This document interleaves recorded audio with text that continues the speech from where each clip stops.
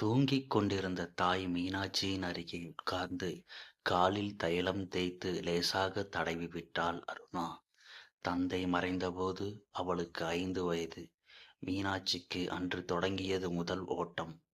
அதிகாலையில் தன் வீட்டு வேலைகளை முடித்து பக்கத்து தெருவில் ஒரு வீட்டில் 7 மணி வரை சமையல் வேலை, 8 மணிக்கு நர்சரி ஒன்றில் ஆயா வேலை, மாலை 6:30 மணிக்கு மேல் மீண்டும் வேறு வீட்டிற்குச் சென்று இரவு டிபன் செய்து கொடுக்கும் வேலை.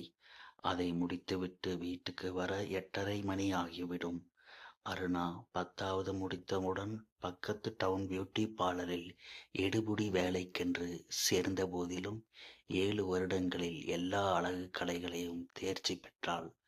தனியாக பார்லரும் தொடங்கிவிட்டாள்.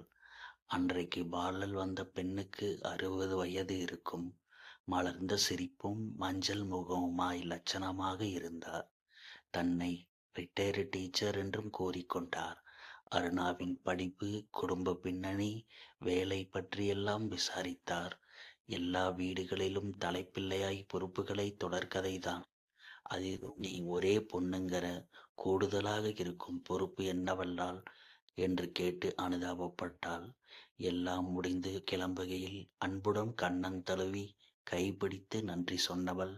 கூடவே கேஷுவலாக கேட்டதுதான் ஹைலைட். ஒவ்வொரு நாளும் எத்தனையோ பேருக்கு கைகால் பிடிச்சு மசாஜ் பண்ணி சேவை செய்கிறையே. உங்க அம்மா பாவம், தினமும் உழைச்சு களைச்சு போய் வீட்டுக்கு வருவாங்க. தினமும் இல்லைன்னா கூட அவ்வப்போது இப்படி பிடிச்சு விடுவியே. அவங்களும் மனசுதானே என்று கனிவுடன் கேட்டு வாழ்க வளமுடன் என்று விடை பெற்றாள். மத்திய நினைவுகள் நினைவுக்கு வர மனதில் கருக்கென குத்தியது. மண்டைக்குள் குடைச்சல். அந்த அம்மா கேட்டது சரிதானே.